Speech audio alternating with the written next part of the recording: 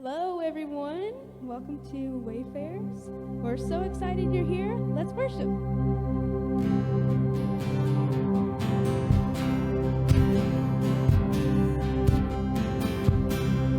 He is still the one who made the morning bright.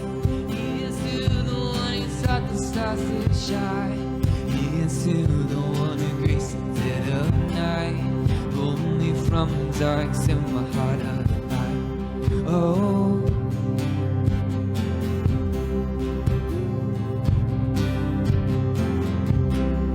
He is still the one who made my heart sincere. Opened up my eyes and washed away my sin. He is still the one who gave me life on mine. Oh, my chains and set me free, alright. To the way, to the truth.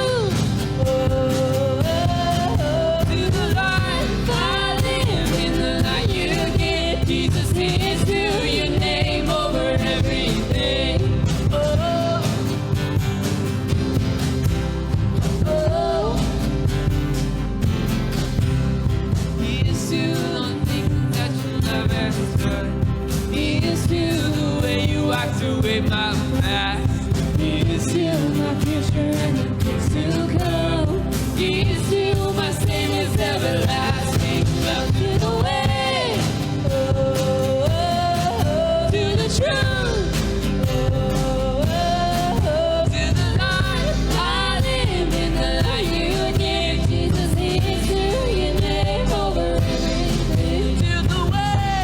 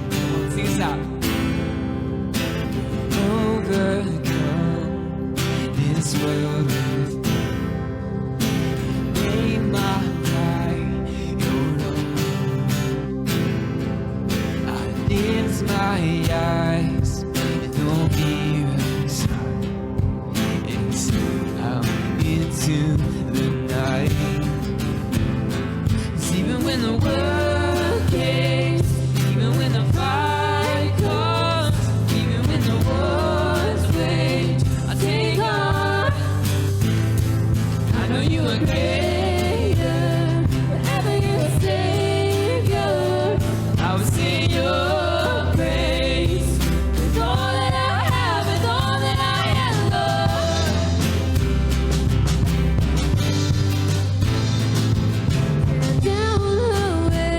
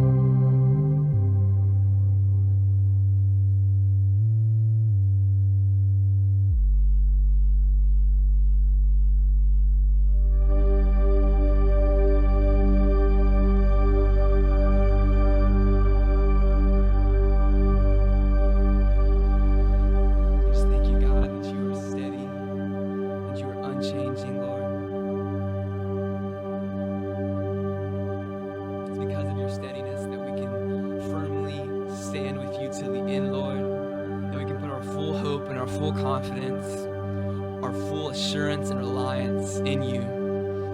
We love you, Lord.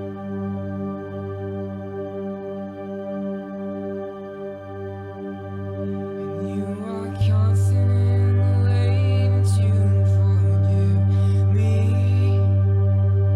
steady as the moon that shifts the tide, consistent in the way that you believe in me, and true in how you choose me every time.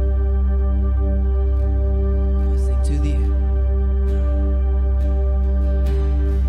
To the end, I will stand with you. To the end, devoted to you. To the end, I will sing to you. To the end, you are constant. And you are constant in the way that you amaze me, steady as the moon that brings the night, consistent in the way that you're redeeming me. It's true, and now my past won't change your mind.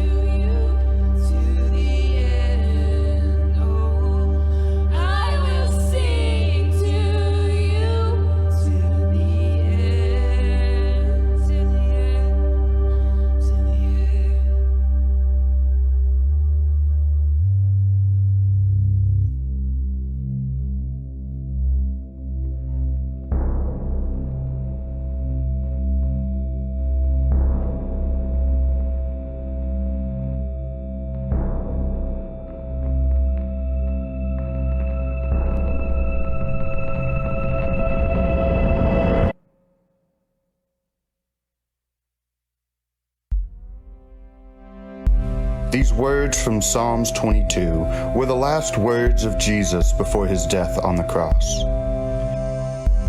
He was well acquainted with feeling overlooked by God.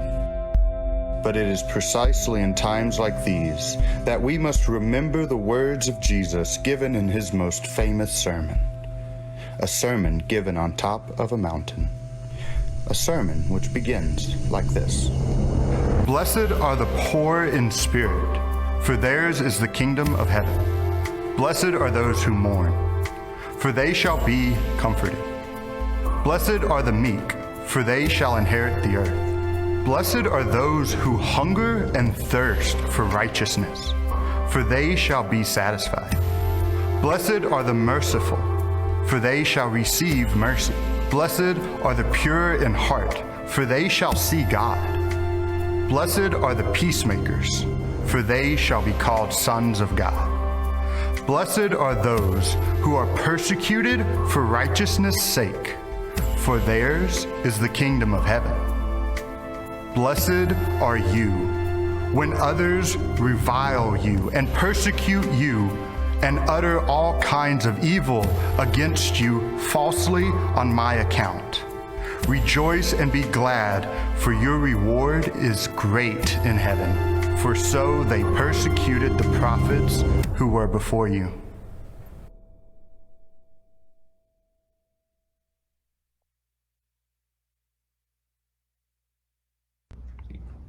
Matthew 5, verses 21 and 22. You have heard it said to those of old, you shall not murder, and whoever murders will be liable to judgment. But I say to you that everyone who is angry with his brother will be liable to judgment. Whoever insults his brother will be liable to the council, and whoever says, you fool, will be liable to the hell of fire.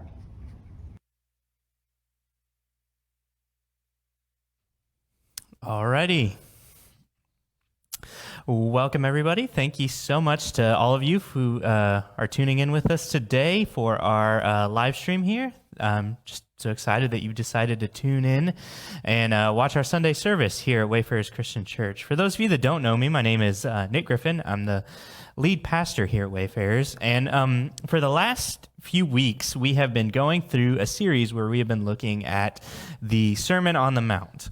It's Jesus' most famous sermon. A lot of the verses that you've probably heard at some point or another, quotes from Jesus, are probably from this particular sermon, from the Sermon on the Mount.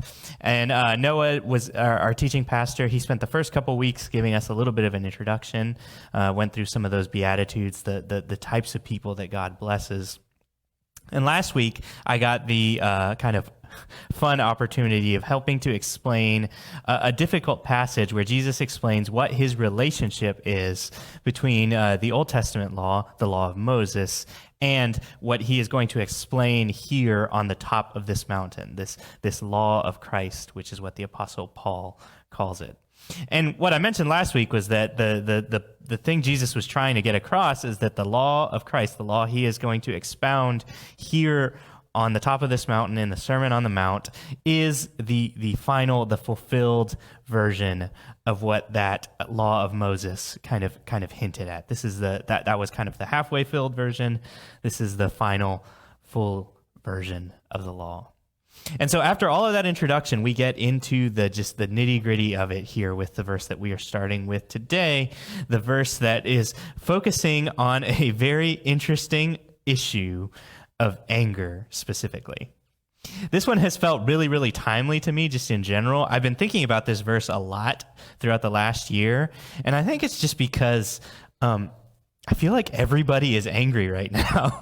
Like everybody around me is very, very angry for a lot of reasons. It's really interesting, whether it's just a combination of the political situation especially, and just all kinds of situations going on in our country. I feel like people that I used to know that were just super chill, really awesome people to hang around, I'm starting to see just anger out of them in ways that I don't ever remember saying before. And it's been interesting because I myself have been feeling this a lot, especially in the last year. Like I said, I I like to consider myself pretty chill, pretty calm person. Most everybody that knows me knows that I'm pretty calm, pretty relaxed. A lot of my friends always used to joke about the fact that they were like, I don't think Nick ever gets angry. I think he's never angry about anything. And if I have to be honest, it is not one of those things that I really struggle with. I have some friends, I know some people very close to me. Anger is a common feeling and emotion for them. In my world, it's not that common. Until the last year, it's been just for a whole bunch of different reasons, but I myself, just along with everybody else, I feel like I have been just getting increasingly angrier and feeling that emotion more often than I ever remember feeling it before. I think there's a lot of reasons for that. I think that a lot of social media in particular has been bringing the worst out of a lot of us. And so it just brings a lot of the worst out of people, brings a lot of those angry emotions out of me, specifically when I see things from people. If I'm going to be honest, politically, that has been my biggest difficulty in this particular season. I've just been very angry about a lot of the political situations. I've been very disheartened and disappointed by people that I used to look up to, and seeing the ways that they reacted, the ways that they have acted because of politics. And I've also just been really disheartened to see kind of a breakdown of conversation about those issues. And you don't have to worry. This is not a political sermon today. I'm not going to go into that. I do think it's important to talk about those issues. I've said it lots of times. I think that, we shouldn't shy away from some of those difficult conversations. And I think the political conversations are very important ones that we are having in our country today. And we need to find solutions to those problems. But the solutions are obviously going to be difficult to find. And personally, all that it seems to be inspiring in me is anger. And so it's really funny that I have had this really simple, really goofy, really funny solution personally for me that has really, really helped with a lot of my anger. And that is the app TikTok. I'm going to just say it, I guess just as a part of my sermon, that TikTok has personally helped me, I think, in certain ways, become closer to the type of person that Jesus wants me to be in this sermon specifically. It's a big claim, but let me kind of explain what I mean by that. I distinctly remember it was a few months ago, I had just gotten done finishing scrolling through Facebook and Twitter and was just angry. I was just upset about everything. I was angry with everybody, angry with everybody on both sides, just angry about the quality of discourse I was seeing, angry about the misinformation I was seeing. And Adrian, my wife, had already gone to bed. She had already put our son Toby to bed. So I had just stayed up, just like anger scrolling through all of social media, just progressively getting angrier and angrier and angrier and angrier. And I went to bed just trying to put it all behind me, and then spent 3 hours, I think I calculated, just in bed, just stewing. I was just angry about everything, and I was just replaying all the conversations I had seen online. I was just, you know how like sometimes you'll sit in the shower and you'll have like fake arguments with other people. I was just doing that in my head for like 3 hours, having arguments with all these people I had seen online, trying to think how I would respond to the things they were saying, and just sitting in that anger. And this was maybe like a week after I had just downloaded the app TikTok onto my phone. I've mentioned several times, I'm like a middle-aged 50-year-old man stuck in a I'm about to be 28, 29-year-old's body. I had to look over at my wife. I'm getting old enough at this point that I'm forgetting how old I am. I have to confirm with her exactly how old I am. I'm about to be 29, but I'm a 50-year-old man stuck in a 29-year-old's body. And TikTok to me felt like one of those things that was just for the young people. It felt like it was for people way younger than me. I was never going to get it. But my brother, Jeremy, who I've mentioned a few times in the sermons, he convinced me to download it. And after these 3 hours of just sitting there being angry, I pulled the app open. I started scrolling through it. And the thing that I've enjoyed about TikTok is it is very lighthearted and very lacking of any substance. There's a lot of cool stuff on there. You'll find informative stuff, scientific knowledge, and different political topics as well. But for the most part, it's just goofy, funny comedy stuff. At least the way the algorithm has tuned itself for me, that is all that I find. And what I did is I spent probably another hour at this point, just scrolling through these videos, just kind of laughing, kind of trying to take the edge off a little bit. And by the end of that hour watching TikTok videos, I felt like I had just seen some of that anger dissipate, and I really felt much better. I felt like I was just so much more at peace and just in so much more of a better place in general. And it was interesting, right at that moment after I had processed through all that anger, I was finally, 4 hours after my bedtime at this point, finally not angry enough to go to sleep. I thought of this particular passage of Jesus and these particular words of Jesus. So I want to read it for you one more time. And this is the very first time he's getting into exactly what the law of Christ means, remember. So this is Matthew chapter 5, starting in verse 21. It's just 2 verses here. You have heard that it was said to the people long ago, you shall not murder. And he's referring to the old law, the law of Moses, to the people long ago, you shall not murder. And anyone who murders will be subject to judgment. But I tell you that anyone who is angry with a brother or sister will be subject to judgment. Again, anyone who says to a brother or sister, Raka, is answerable to the court. And anyone who says, you fool, will be in danger of the fire of hell. It's crazy. Jesus comes out swinging right here at the very beginning of the Sermon on the Mount, and he specifically goes at this issue of anger. And the connection he makes is just very clear. It's very obvious. He is saying murder is one of these things we all agree nobody should murder. That is obviously wrong. Every culture of all time has had a very solid policy on murder not being good. But Jesus, remember, he says that version of the law, that was only like part of the way there. It doesn't get you all the way there. It's not the fulfilled final version. And so he says, let me take you all the way. Let's take you to the finish line. Let me show you exactly what the final point of all of this is. And he says, you know that murder is wrong, but what would you say if I tell you that if you are angry with your brother, you are also guilty? You see, the thing that we're going to see, and you'll see it over and over again, in several different verses as we continue in this series, and you see all the other things that Jesus says. The thing that he is really focusing on here in the Sermon on the Mount is that it's not just about these like external barriers of actions that you have done, but it's just as much about the state and quality of your heart, the sort of seed that inspires the final actions. You see, most of us are not murderers. At least I would hope that. I would hope most of us that are sitting here in the room, whether you're watching online, whoever you are, I would hope that you are not a murderer. That's not something that you are guilty of.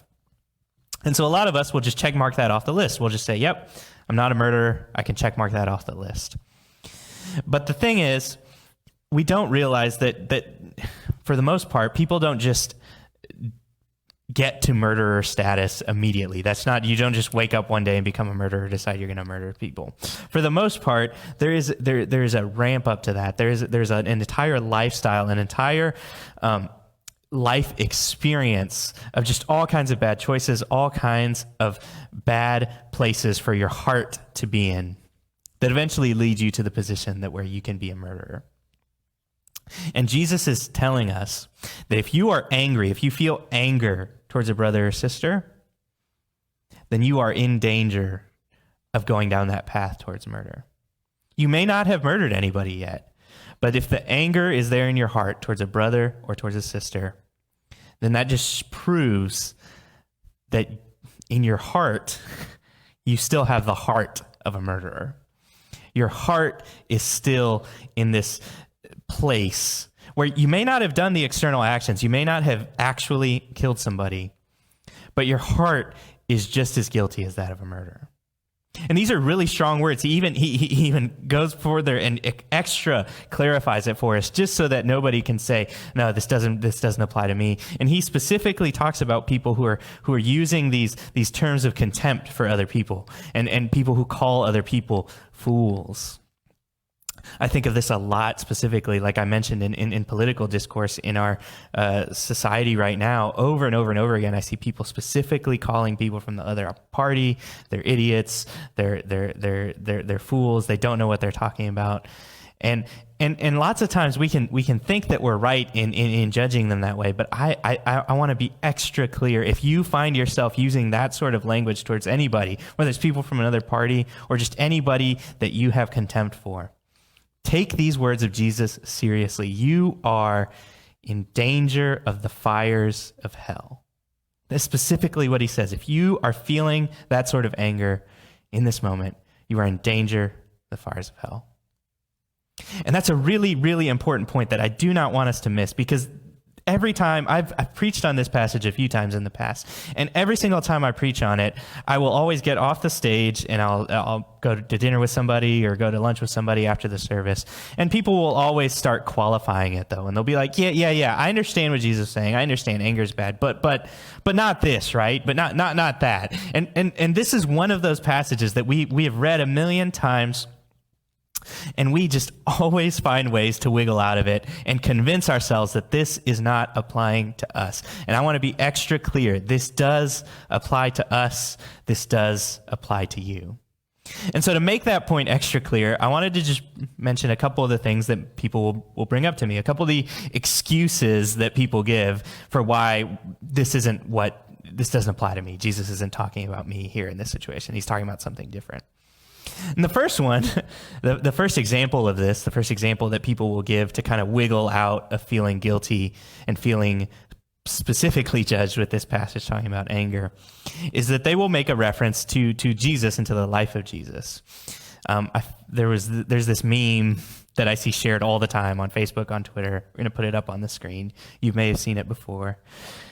It says, if anyone ever asks you what would Jesus do, remind them that flipping over tables and chasing people with a whip is within the realm of possibilities. It's this, this snarky, this picture. I see it all the time. I see it shared by people all the time. I see it shared by Christians all the time as ways to justify their horrible attitudes and their anger specifically. They like to reference the time when Jesus himself went through and flipped tables and chased out the money changers that were in the temple. But I think there's a couple of problems with using this particular passage to justify our own personal anger. One of them is that lots of times I think we just don't really understand the full context of what was going on in that passage, and especially what the kind of role, the kind of specific place that Jesus was playing in that moment, where he is in a lot of ways enacting, I think, the will of God. He even quotes scripture when he is in the process of clearing out the temple, and he quotes scripture specifically to these people who have defiled the temple in some ways with the actions that they are having. But the biggest reason I don't think that this is a good argument, or that this specifically applies to us, is that what we see in Jesus, what we see in that moment, is him in control of the situation. He's in control of himself. He's in control of what he's trying to do. And I even like to reference the fact that he's quoting scripture. He has a very particular purpose to what he's doing. This is not rage and anger and wrath and out of control. It is violent. It is violence in that moment. But you have to be clear, nothing in the passage ever really tells us that Jesus was angry in that moment. What we just see is his passion in that moment, and his passion for truth and for righteousness. And the main point, the point I really want to make to you, is just that he is within control of himself in that moment. This is something we see with God himself. People will reference God also lots of times, and they'd like to say, well, God gets angry, so it can't be wrong. If God gets angry, we should be able to get angry too. In general, I don't think that's a good argument. There's a lot of things God can do that we are not allowed to do.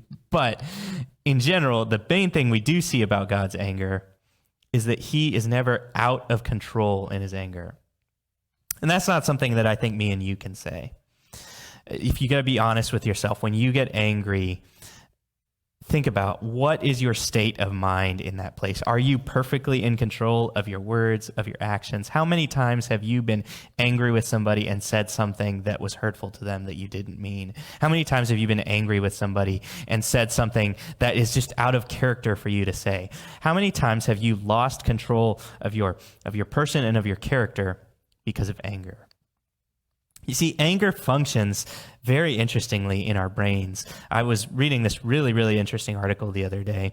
It was talking about specifically political conservatives, but they said that all the studies they've done have shown that this also works on the other side, more liberal people as well. And it was talking about this study that they did where they were just looking at, they were doing brain scans of people who were very, very, very involved in a lot of political media. So the things they looked at with this particular group is that they listened to Rush Limbaugh's radio show. They watched a lot of Fox News, and on Facebook specifically, they would just interact with a lot of more conservative news outlets on Facebook. And those are the stories they watched. And what they saw as they tracked these people over months and years is that they were progressively getting more and more angry, because anger puts you in a certain mind state, and there's certain chemicals that are released in your brain when you feel angry. It's kind of a survival mechanism, really, in a lot of ways. Whenever we kind of you like stub your toe or you feel some kind of pain, that just weird like anger that you feel in that moment. The reason we're feeling that is because our body is just releasing all of these chemicals, all these endorphins, all this adrenaline. It's just getting us to focus on what's the cause of our pain, what's the thing that's making us upset in this moment. And it's supposed to be just kind of like a hyper focus and a hyper attention to be able to deal with the problem at hand. That's originally what a lot of all these chemicals in our brain are supposed to be doing in this moment. But the problem is that adrenaline, the dopamine, all of those chemicals that we get in our brain also become very addictive. And the crazy thing about this article I was reading was that they were showing that there were very similar brain scans between people who were just deep in this news media, conservative news media that just thrives and feeds on anger. I mean, you know it's true. You look at the articles, the headlines, the way a lot of these stories are pitched, it's supposed to get you angry. That's what these news media outlets want to do. They want to make you angry. They want to make you feel righteous indignation. And what they found is that these people's brain scans perfectly matched brain scans of drug addicts. And in fact, they were looking at meth addicts in the moment, and they were showing that the brain scans of a lot of these people showed that they were as addicted to anger and to political anger as a lot of these like meth drug addicts were. And that's intentional. I think all of these news outlets, they know that. They want us addicted to it because then we can continue to consume more and more, and they continue to make more and more money off us. So they are peddling anger. They're just like drug peddlers. They're peddling anger. They're peddling all of those chemicals to get us addicted to those feelings of anger. And what happens when you are addicted? You lose control. You lose control of yourself. Addicts will do things that are out of character for themselves just to continue to pursue that high. And I'm just convinced, I'm thoroughly convinced that this is exactly what is happening in our culture today. We have an entire culture of people on all sides of the political spectrum, on all sides of whatever issue, addicted to anger specifically. And because of that, because we are so bad at handling anger in a way that is controlled and in a way that is God-honoring, not like Jesus, where I think Jesus was controlled and honoring God with his actions. We don't do that, and you have to be honest with yourself. When you are angry, do you really do that? Because of that, I think Jesus is just laying things out for us. Our place, the place that he has for us, is not a place of anger specifically. In the book of Ephesians, the Apostle Paul specifically tells the church to get rid of all bitterness, rage, and anger because he recognizes the same thing. We are not good at it. We are not good at doing it in a controlled way, and it should be something that should be unbecoming of Christians specifically. But the other thing people will bring up all the time to just kind of justify it, and they'll be like, well, Jesus isn't talking about me, is that they will make a distinction between like just anger and what they call righteous anger. You've probably heard people say this all the time. They'll say, oh, it's not talking about righteous anger, though. Righteous anger is something different. And a lot of times people will define righteous anger as just as an anger that is rightly placed, as an anger that is angry about something that you should be angry about. And there's a lot of broken and unjust things in the world, and I would agree with you that there are things in the world that should make us angry. And so lots of times we will like to point out and we will like to say that our own lives are the anger that we're feeling is not this bad kind of anger that Jesus is talking about, this addictive kind of anger. No. That's different. What we're feeling is righteous anger. That's what we tell ourselves. We are feeling righteous anger specifically. But what's interesting is that Jesus in this passage specifically mentions the word judgment a couple of times. And that term righteous anger, if you look at a lot of the Greek terms where we get these ideas of righteousness and of judgment from, they are metaphors from the court, from a court of law, of the idea of a judge who is presiding over a trial specifically. And so Jesus is talking about people who murder people, obviously, are going to have to go before a judge and be tried for that murder. But he's also saying that the anger that we feel is also going to make us subject to judgment. And I think part of the reason for that is because anger is very closely connected to that idea of judgment, of being sort of in judgment over other people. Lots of times when we would like to justify our anger and say, no, it's righteous anger that we're feeling, I think what we don't realize is that we are placing ourselves into the position of the judge and jury of a situation. And we are saying that we have all the facts, we know exactly what's right, we know exactly what's true, we know what is the right answer in this situation, and we are the ones that will enact judgment in this particular situation. And so because of that, we don't feel guilty about being angry because we're just saying, oh no, I've got this all figured out. I know exactly what's happening. I know that this person is deserving of whatever is coming towards them. But the more and more that I study the whole of the scriptures, the more that I become convinced that God is the judge. This is something that probably just sounds, it's just one of those moments, duh, of course we would say that. Of course that's true. But I just really want to emphasize that for you. God is the judge. God is the one who is ultimately going to stand in judgment in these situations. And even in the law of Moses, where Jesus is specifically referencing the Old Testament law, there's very specific roles for judges to play who are supposed to, in some ways, fulfill a God-given responsibility of judgment. I think the modern example in our world is the government lots of times. I do believe in forms of capital punishment and government judgment because I think government, it has that God-ordained position of the judge. But you know who does not have that position? We do not have that position. You will actually see later on in the Sermon on the Mount, we'll get to it in a few weeks, Jesus specifically tells people not to avenge themselves, but let God be the one who brings vengeance on others.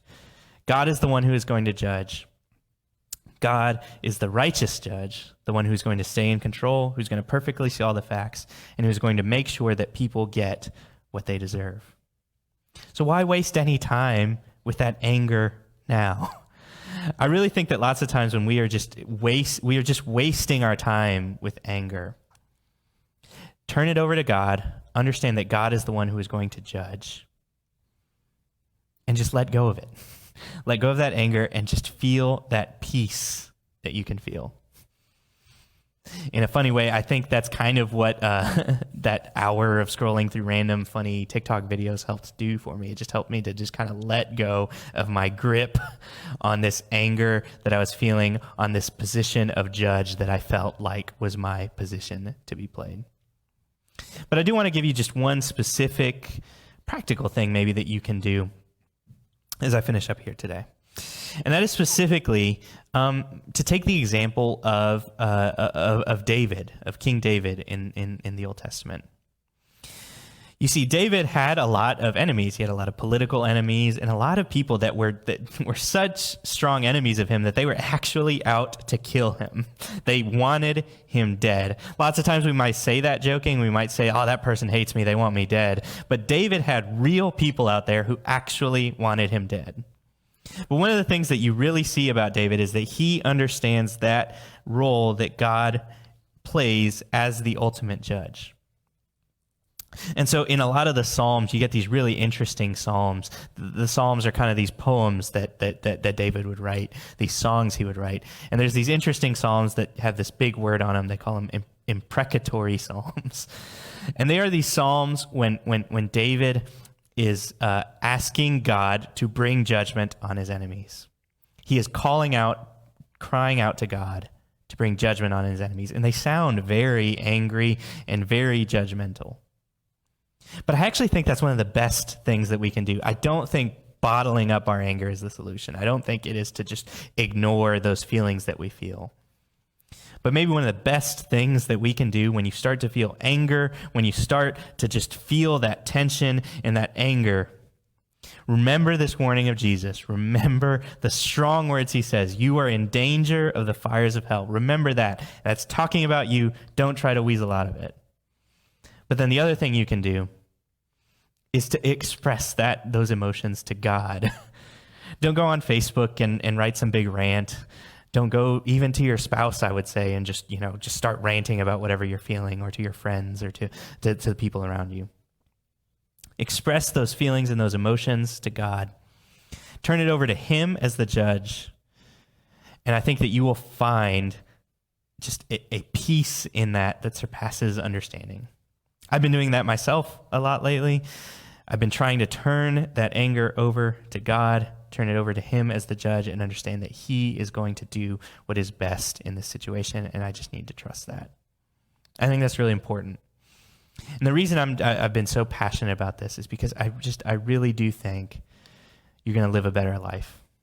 I think we are making ourselves miserable with anger. We are addicted to anger right now. And one of the best things that we can do as Christians is to completely break the mold, to be different from the world that is around us, and to be known as people who are not angry, people of peace specifically. I think that would be incredible and would just be huge in spreading the good news of the gospel of Jesus Christ. So let's pray and ask God to help us with that. Lord, help us to deal with these emotions, these feelings of anger that we feel in our lives.